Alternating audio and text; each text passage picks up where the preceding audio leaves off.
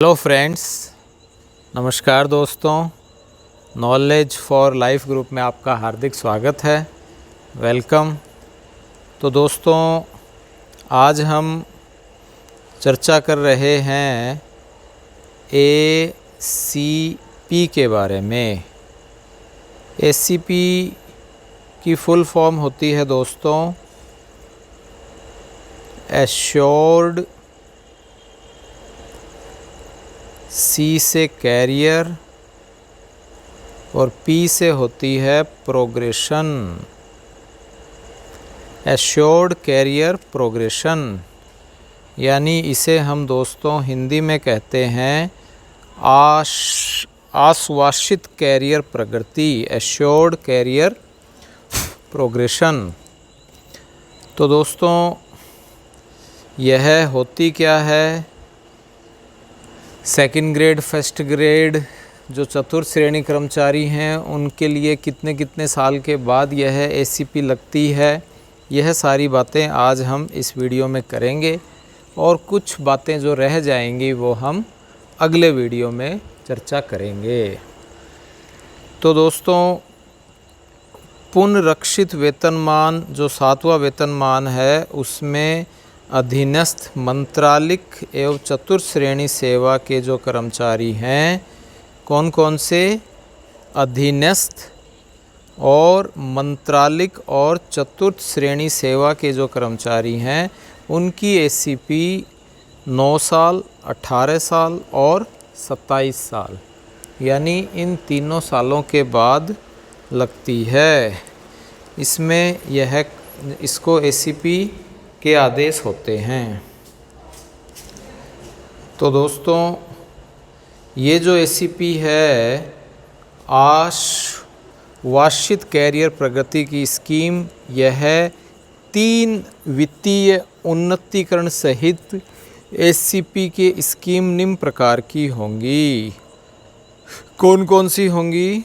कि यह स्कीम राज्य सेवा को छोड़कर चतुर्थ श्रेणी लिपिकीय और जो अधीनस्थ सेवा के जो कर्मचारी हैं उनके लिए होती है। यह स्कीम राज्य सेवा को छोड़कर, राज्य सेवा मतलब जो गजेटेड ऑफिसर हैं उनको छोड़कर चतुर्थ श्रेणी लिपिकीय और अधीनस्थ सेवा जो लेवल 13 तक के समस्त पदों और उनके लिए उपलब्ध होगी। जो एकल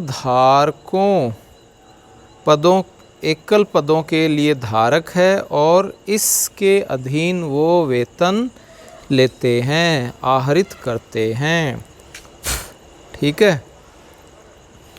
तो दोस्तों, सामान्य पदोन्नति के समय उपलब्ध वेतन नियतन का लाभ इस स्कीम के अधीन वित्तीय उन्नतकरण के समय अनुज्ञात किया जाएगा, यानी आपके वेतन में कुछ न कुछ बढ़ोतरी होती है। इस प्रकार से जो वेतन वृद्धि है वो उस लेवल में दी जाएगी जिससे कर्मचारियों की ACP मंजूर की जा सके। उसको उस लेवल में जिसको ACP दी जानी है, इस प्रकार निकाले गए अंकों के बराबर सेल में ठीक अगले जो उच्चतर लेवल है उसमें रखा जाएगा। यदि उस लेवल में जिसमें ACP मंजूर की गई है उसमें ऐसा सेल उपलब्ध नहीं है तो उसको उच्चतर लेवल से अगले उच्चतर लेवल में रखा जाएगा। यह एक सिंपल आपके कैलकुलेशन है कि ACP में मतलब जहाँ भी जो भी आपको मिल रहा है उससे नेक्स्ट उच्चतर लेवल में आपको रखा जाता है। ACP मंजूर करने के लिए आपको दोस्तों क्या करना पड़ेगा? विस्तृत दिशा निर्देश जो कि अनुसूची 6 में हैं उसके अनुसार समझे जाएंगे। नेक्स्ट हम बात करें दोस्तों कि जो एससीपी है वो राज्य सेवा के जो कर्मचारी हैं, जो फर्स्ट ग्रेड हैं, उनसे ऊपर के जो भी अधिकारी हैं, जिनको हम राज्य सेवा कर्मचारी कहलाते हैं, उनकी एससीपी 10, 20 और 30 यानी 10 साल के बाद, 20 साल के बाद और 30 साल के बाद लागू होगी। जबकि अधीनस्थ मंत्रालिक और चतुर्थ श्रेणी सेवा राज्य सेवा में अधीनस्थ कहलाते हैं, न कि वो राज्य सेवा के कर्मचारी हैं। तो इनके लिए दोस्तों एससीपी जो फर्स्ट ग्रेड होते हैं या उनसे ऊपर के जो अधिकारी होते हैं, उनकी एससीपी 10, 20 और 30 वर्ष पर लागू होती है। ठीक है दोस्तों, तो ये जो नियम 15 है, हम इसकी बात करें। राज्य सेवा के अधिकारियों के लिए जो एससीपी है, यह 3 उन्नतकरण सहित आश्वस्त कैरियर प्रगति की स्कीम राज्य सेवा के अधिकारियों को निम्न प्रकार अनुज्ञात की जाएगी। इस स्कीम में क्या क्या है दोस्तों? राज्य सेवा जो स्तर है उसके 14 और उससे ऊपर के समस्त पदों और एकल पदों के लिए उपलब्ध होगी। इसके लिए विस्तृत जो निर्देश हैं वो अनुसूची 6 में आपको बताए गए हैं। अब दोस्तों हम इस अनुसूची 6 के बारे में डिटेल से पढ़ते हैं, एक एक पॉइंट हम अच्छे से समझते हैं। तो राज्य सरकार के कर्मचारियों को आश्वासित कैरियर प्रगति स्कीम एससीपी मंजूर किए जाने के लिए मार्गदर्शक सिद्धांत राज्य सरकार के कर्मचारियों के वेतनमान को क्या किया जाता है दोस्तों? राज्य सिविल सेवा 2017 के अधीन 1/1/2016 से पुनरीक्षित किया गया है। इन नियमों को 14 और 15 के अधीन सरकारी कर्मचारी वित्तीय उन्नयन के लिए पात्र होगा और एससीपी मंजूरी के लिए वह होगा। तो इसमें दोस्तों 3 वित्तीय उन्नयन होंगे। सेवा की गणना, नियमित नियुक्ति सीधे प्रवेश स्तर पर किसी पद को ग्रहण करने की तारीख से की जाएगी। चतुर्थ श्रेणी हो, लिपिकीय हो और अधीनस्थ सेवाओं के कर्मचारी हैं, उनके लिए लेवल 13 तक के एकल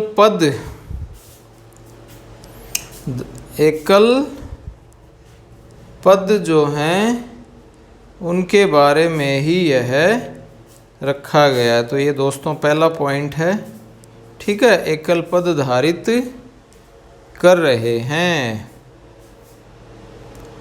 तो ये इसी से संबंधित है।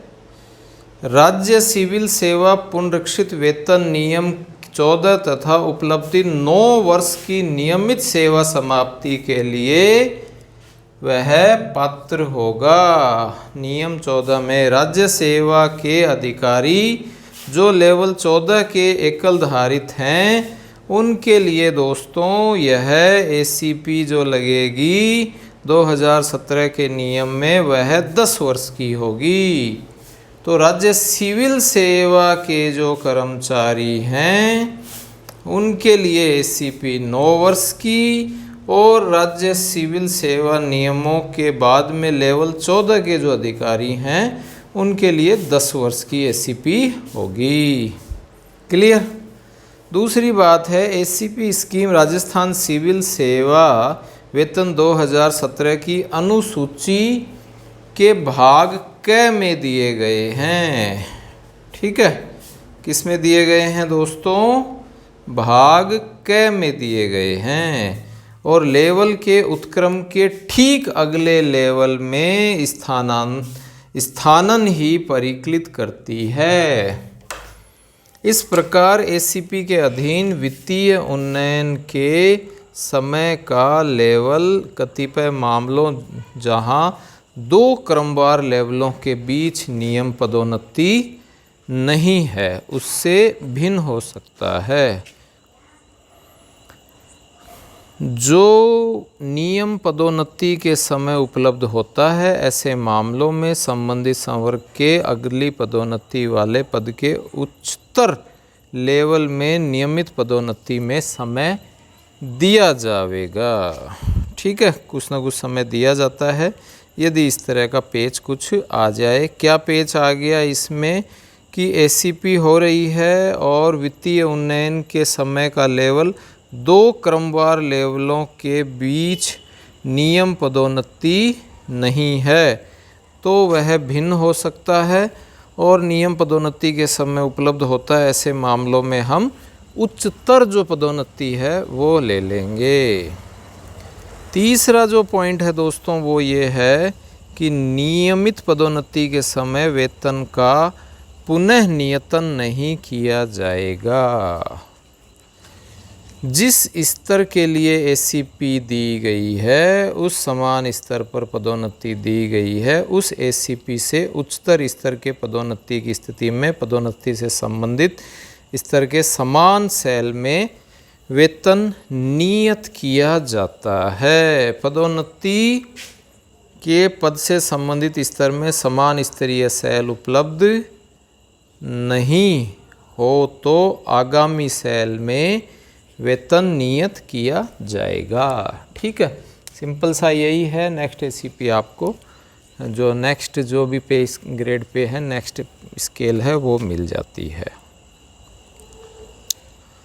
उस दशा में जहां वेतन वृद्धि की तारीख और एसीपी के लिए पात्रता की तारीख एक ही है, वेतन वृद्धि और एसीपी दोनों की तारीख एक ही है, ऐसे मामलों में पेच उलझ जाता है और पहले विद्यमान लेवल में वेतन वृद्धि अनुज्ञात की जाएगी।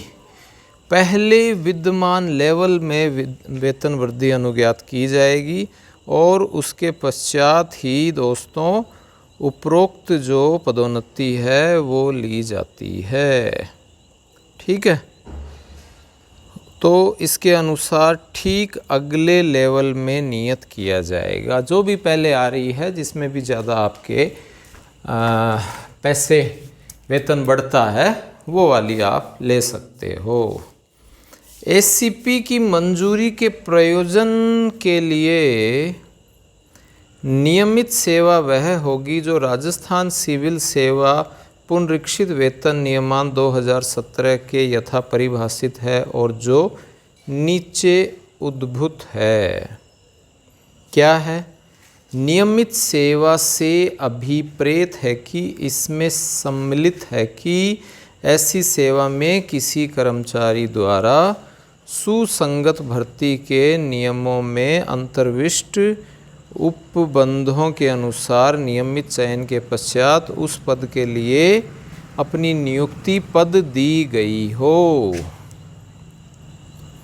ठीक है, क्या कहा गया है दोस्तों कि जो भी नियमित सेवा से अभिप्रेत है उसमें ऐसी सेवा जो कर्मचारी द्वारा सुसंगत भर्ती नियमों के अंतर्विष्ट उपबंधों के अनुसार नियमित चयन के पश्चात नियुक्ति दी गई है, तो उस आधार पर अर्जेंट अस्थायी तौर पर दी गई सेवा को नियमित सेवा के रूप में नहीं गिना जाएगा।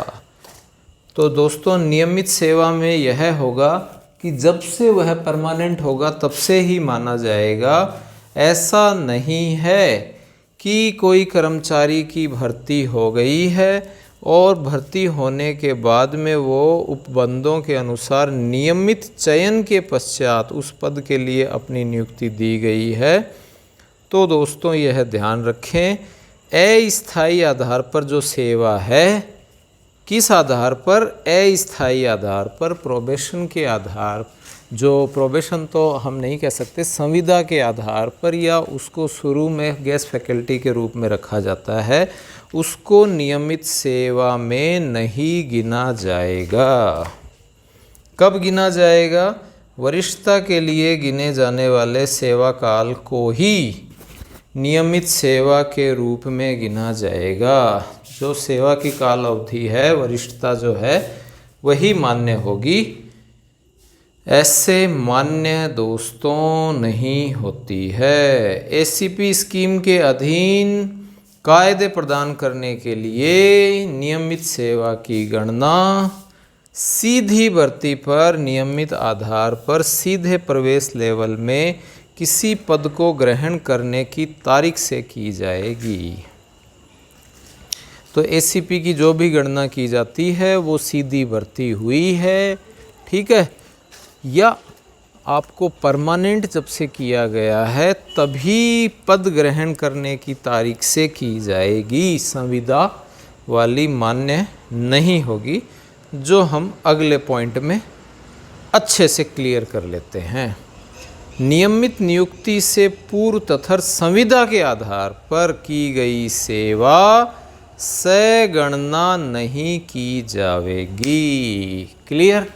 जो भी पूर्व तथर्थ और संविदा के आधार पर ली गई है वो नहीं मानी जाएगी। नए विभाग में नियमित नियुक्ति के पूर्व अन्य सरकारी विभाग में उसी लेवल वाले पद के किसी खंडता के बिना पूर्व निरंतर नियमित सेवा को ही एसीपीएस के प्रयोजन के लिए अहर्क नियमित सेवा के प्रति से गणना की जाएगी। तो सिंपल सी आपको पता चल गया कि जहाँ सीधी भर्ती हुई है, जब से वह नियमित हुआ है तभी से वह एसीपी के लिए वरिष्ठता वर्ष की जो दिनांक है वो है मानी जाएगी।